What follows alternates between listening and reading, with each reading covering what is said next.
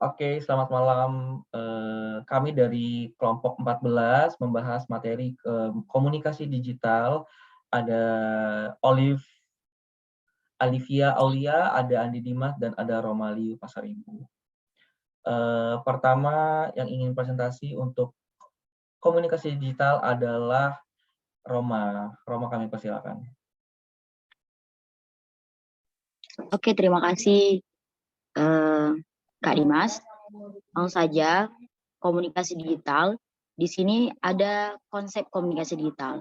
Maksudnya apa sih konsep komunikasi digital? Adalah konsep-konsep yang penting dalam komunikasi digital, yang dimana termasuk internet dan juga mencakup elemen-elemen yang ada pada internet seperti CD-ROM, kemudian multimedia dan perangkat lunak lainnya. Selanjutnya masuk ke definisi komunikasi digital. Definisi digital menurut para ahli Placement Hilbert yang dikutip situs Wojs Digital, ya mengartikan bahwa digital erat kaitannya dengan digital communication as noun, yang mana semua mendefinisikan digital communication sebagai digital communication made of the amount communication technique that leverage digital technology to deliver message, email, video, text messages, online advertising, and paid search, optimized press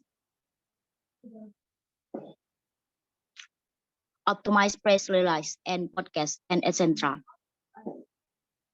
Kemudian konsep dasar komunikasi digital yang pertama adalah sebagai dunia maya. Menurut Novel William Gibson pada tahun 1984 sampai 1994, di mana mengatakan bahwa neuromancer, istilah dunia maya, muncul pertama kalinya untuk merujuk pada jaringan informasi yang luas yang para penggunanya disebut dengan carousel cowboys akan muncul atau koneksi langsung dengan sistem-sistem satu dengan yang lainnya. Lalu ada sebuah konsep dikembangkan oleh Gibson yang menyatakan bahwa dunia maya adalah realita yang terhubung secara global, didukung komputer, akses komputer, dan multidimensi, artificial atau virtual. Di mana dalam hal ini, komputer adalah sebuah jendela, kemudian terlihat atau terdengar objek-objek yang bukan bersifat fisik dan bukan representasi objek-objek fisik, namun lebih merupakan gaya, karakter, dan aksi pembuatan data dan pembuatan informasi murni. Selanjutnya, konsep dasar komunikasi sebagai realitas maya, di mana realitas maya atau virtual reality VR merujuk pada pemakaian komputer untuk menstimulasikan sebuah pengalaman dengan cara yang sama dengan yang realita. Pada jenis VR sering dipakai seseorang memakai sarung tangan, earphone, dan goggles yang disambungkan dengan komputer. Rangsangan perubahan sesuai dengan gerakan orang-orang tersebut. Misalnya geleng-geleng kepala atau gerakan-gerakan lainnya.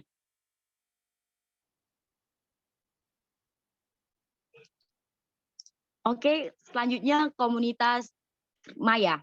Pada buku The Virtual Community karangan Howard Ridgebold pada tahun 1993 menyebutkan beberapa manfaat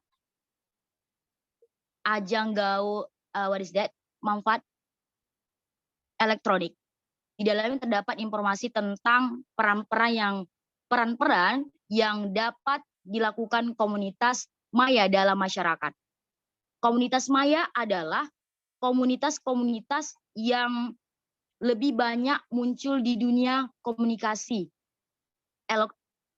elektronik daripada di dunia nyata. Selanjutnya, Olive, bisa dipresentasikan. Oke. Dan selanjutnya akan dipresentasikan oleh Olive. Kepada Olive, kami persilakan. Oke, thank you. Ini berarti masih masuk di konsep dasar komunikasi digital. Nah, selanjutnya ini ada chatrooms, MUD, sama bot. Jadi, chatroom atau ruang obrol ini memungkinkan kita untuk berkomunikasi langsung dengan orang lain yang belum kita kenal. Nah, sedangkan MUD atau multi-user domain adalah salah satu permainan interaktif yang canggih atau sebuah game. Nah, interaktif multiplayer ini yang memungkinkan kita untuk melakukan peran-peran fantasi dan mengeksplorasinya dengan orang lain. Nah, beberapa MUD ini dilengkapi oleh bot, program yang memiliki daya chatting canggih atau chatterbot, dan terkadang para pemain ini kesulitan untuk membedakan apakah mereka sedang berinteraksi dengan orang lain ataukah dengan sebuah program komputer. Nah, selanjutnya itu ada keinteraktifan. Ini kalau misalnya dilihat dari kutipannya Lewis dan Lincoln James, itu menyatakan bahwa interaktivitas pada World Wide Web memiliki dimensi penting. Jadi daya hibur seperti permainan dan kuis-kuis yang dapat diikuti partisipan. Nah, pilihannya yaitu memberikan alternatif kepada penggunanya, daya sambung yang memberikan sebuah situs yang lengkap yang melibatkan pengguna. Nah, untuk koleksi informasi seperti kumpulan demografi, psikografis pengguna, dan komunikasi timbal balik atau dua arah seperti surel. Biasanya kalau misalnya contoh dari keinteraktifan ini, jadi si pengguna ini dapat berinteraksi dengan sebuah komputer dengan menggunakan program-program yang udah tersedia. Jadi mereka bisa berinteraksi dengan orang lain melalui ruang chatting atau misalnya mengirimkan tadi sebuah surel. Nah, yang terakhir itu ada hypertext.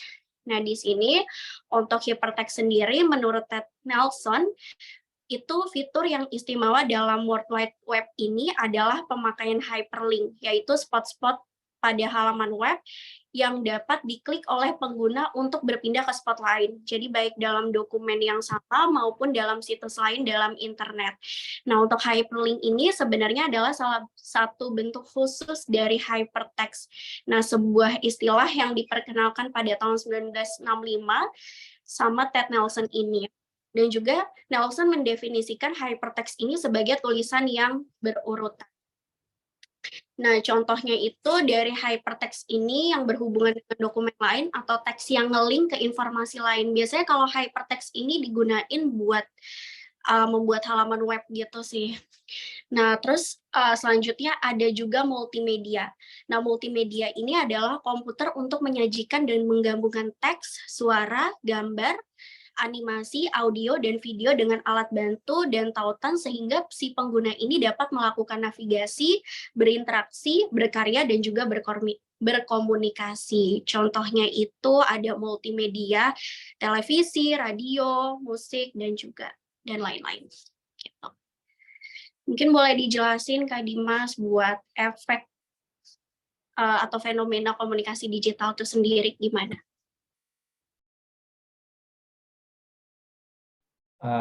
Setelah tadi sudah dijelaskan ada definisi konsep komunikasi digital dan konsep komunikasi digital. Sekarang itu adalah fenomena-fenomena adanya komunikasi digital di era sekarang, seperti ada media sosial. Yang kita tahu media sosial itu cukup luas ya, ada banyak banget media sosial sekarang itu.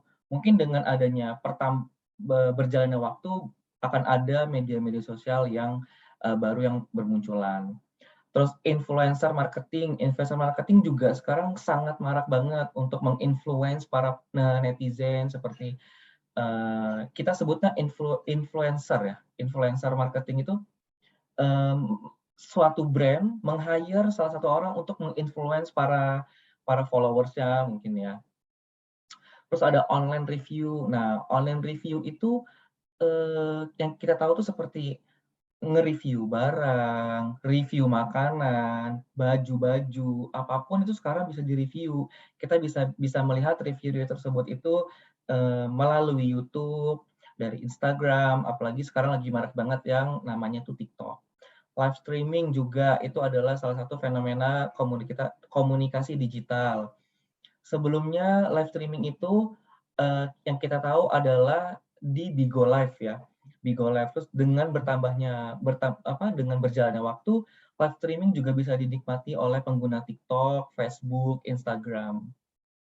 E-commerce itu salah satu toko online. Kita sebut saja Shopee, Tokopedia, apalagi Blibli, Lazada, itu banyak banget deh e-commerce sekarang.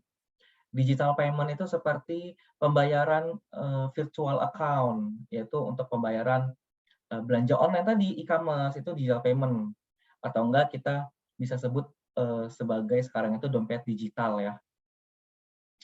Augmented reality itu apa ya? Bisa dibantu nggak ya? Augmented reality itu apa ya dengan virtual? Kalau virtual reality itu kan kayak VR, kita main game itu kita bisa menggunakan VR tuh yang kacamata VR itu dia ada kalau kita gerak dia ikut gerak gitu tuh virtual reality. Kalau augmented reality itu apa ya? Sama artificial intelligence AI? Oh, AI itu semacam robot ya.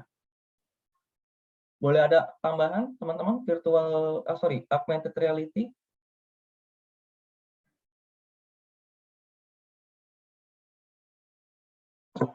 Augmented reality. Kalau AI itu selesai kayak gitu kayak robot gitu sih kayak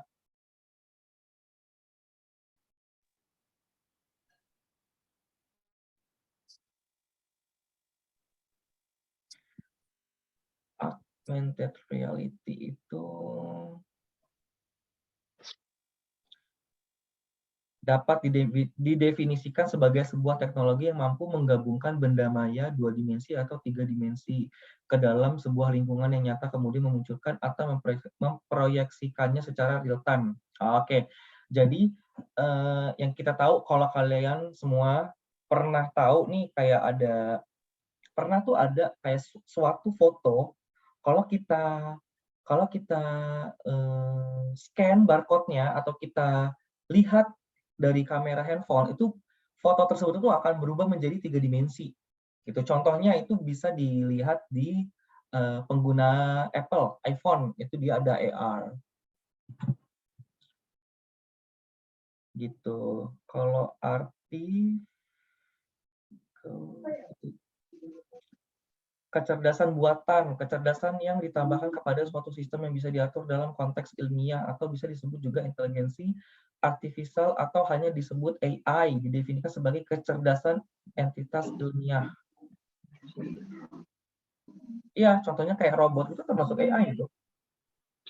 Salah satunya sih boleh tambahan yang AI itu kayak sekarang itu ada namanya Omed Chat, itu ketika kita bertanya everything they can answer, jadi bisa nanya bisa menjawab gitu. Dia itu lebih ke apa ya, kecerdasan buatan yang Kecerdasan dibuat buatan. dari Iya, berarti ya gitu. sama kayak kalau kita tahu itu ada Simi ya. Tahu nggak? Ada yang tahu Simi nggak sih? Oh iya, Simi. Simi kan gitu jadi ya. gitu. Simi kan gitu. Apa yang kita tanya nanti Simi jawab gitu. Walaupun ngejawabnya agak ngelantur ya, nggak sesuai apa yang kita jawab.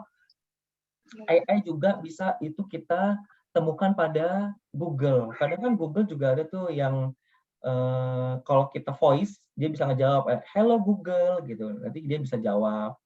Siri juga terdapat pada device iPhone itu ada namanya Siri, itu juga termasuk AI.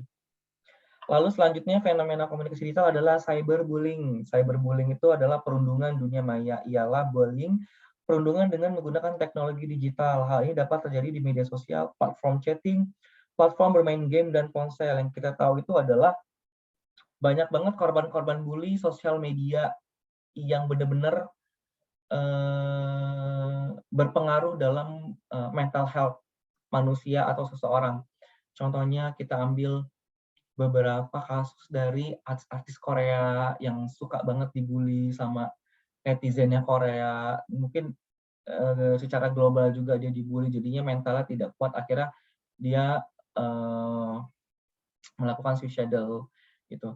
Lalu juga sebenarnya untuk bully ini bukan baru di dunia gitu. Bully juga terdapat juga nggak harus di media sih sebenarnya, kayak kita secara langsung juga tuh bully itu tuh ada gitu loh, dan efeknya tuh benar-benar berpengaruh. Jadi untuk teman-teman jangan suka membuli, kita sesama manusia saling menyayangi, saling melengkapi, saling memberi informasi. Kalau teman yang nggak tahu ya kita jawab gitu. Selanjutnya itu adalah efek positif dan negatif. Nah, ini yang tadi kita bicarakan tentang bully. Bully itu juga termasuk ini ya, efek negatif dari komunikasi digital. Efek positifnya dulu akan kita bahas, yaitu adalah mempermudah komunikasi jarak jauh. Mempermudah komunikasi jarak jauh itu bener nggak sih kayak handphone itu mempermudah komunikasi jarak jauh, misalnya kita punya saudara di luar pulau, akhirnya kita bisa video call, bisa teleponan, bisa chatting, itu bener ya? Iya, karena kan kalau zaman dulu kan harus pakai pos kan Kak, harus kirim surat dulu. Contoh kecilnya sih kita dipersatukan di Zoom meeting Iya. di tempat yang berbeda, juga, di ruang yang berbeda. Terus juga zaman dulunya kalau pakai password tuh zaman dulu kapan ya, Liv ya? 40 ya? Komunikasi ya. Ya, jadi adanya efek positif dan negatif ini nih dari komunikasi digital, yaitu mempermudah komunikasi jarak jauh. Lalu mempermudah akses terhadap informasi baru. Misalkan, Iya. Karena kita bisa informasi itu kan kapanpun, dimanapun gitu kan. Benar, misalkan nih Meet Amit ya. Meet Amit, contohnya ya Meet Amit nih kita kerja gitu kan, rumah kita kebakaran. Kan tetangga langsung nelpon kan, Dimas rumah lo kebakaran nih. Wah itu informasi yang benar-benar update banget gitu kan, mempermudah akses terhadap informasi baru gitu loh.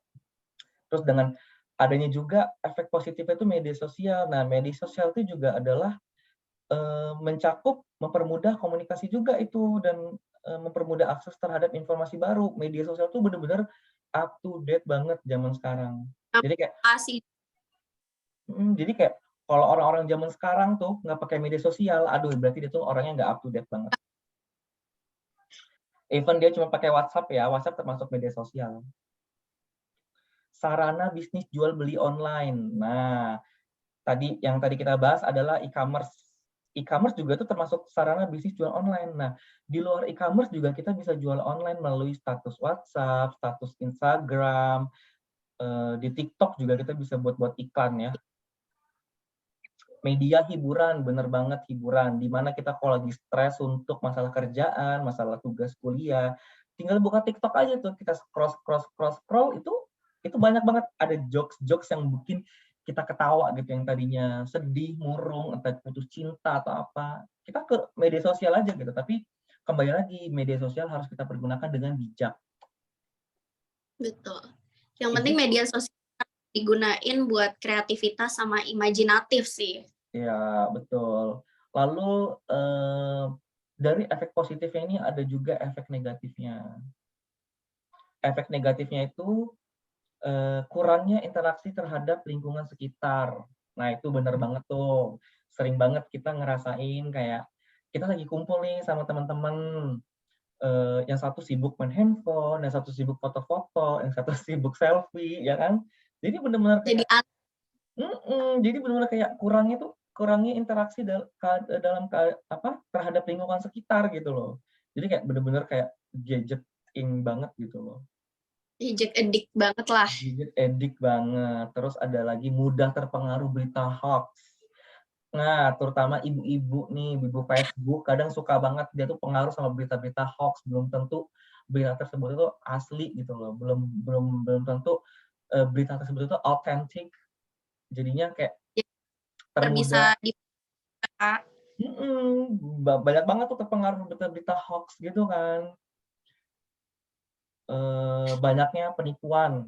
Ini sering banget terjadinya banyaknya penipuan. Selain komunikasi digital di media sosial, mungkin ada toko-toko yang dia tuh ternyata palsu gitu loh. Orang udah transfer tapi ternyata barangnya tuh nggak dikirim. Kalau sekarang juga tuh Kak yang biasanya kirim undangan, katanya kita suruh akses link ya kan, katanya link ternyata bisa ngedebet kartu kita Mhm. terus tiba-tiba Iya. gas gitu. Bener banget. Itu, undangan, terus sebelum undangan tuh maraknya tuh penipuan, apa namanya, dengan konsep yang sama itu adalah undangan ya, undangan sama paket. Oh iya, benar-benar. Karena kan kalau Paket. alamat kita udah kesebar ke kurir, terus juga ke toko-tokonya kan. Iya, itu juga salah satu banyaknya penipuan. Pokoknya banyak banget sih penipuan tuh sebenarnya nggak hanya ada di dalam dunia komunikasi ya, atau digital gitu. Penipuan banyak, di luar itu juga kayak mungkin ada orang ketemu juga tuh, suatu penipuan. Dengan berkembangnya komunikasi digital, penipuan-penipuan ini semakin berkembang juga nih dia. Dengan adanya perkembangan komunikasi digital, penipu juga ikut-ikut berkembang, lari semua ke komunikasi digital. Cyberbullying itu yang tadi kita bicarakan ya, suka negative comment, itu termasuk cyberbullying. Kayak hidup itu berkomentar terus tentang postingan orang, ada yang kurang lah, ada yang inilah, ada yang itulah, itu termasuk cyberbullying. Tadi adalah salah satu, bukan salah satu ya, salah banyak efek dari positif dan negatif adanya komunikasi digital. Selanjutnya itu adalah contoh komunikasi digital yang kita tahu itu adalah yang termasuk media sosial ya, ada WhatsApp, Instagram, Twitter, Facebook, email, itu adalah komunikasi digital. Mungkin ada yang mau tambahin teman-teman, salah satu contoh komunikasi digital itu apa aja sih? Selain sosial media.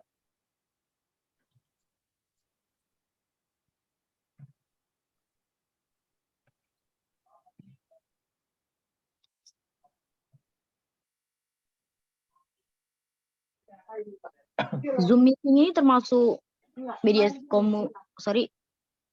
media sosial bukan? Atau beda? Zoom meeting termasuk media sosial, komunikasi digital juga sih, dia termasuk. Tapi di luar sosial media ya. Zoom meeting ini kayak, apa ya dibilangnya ya? Ya bisa dibilang,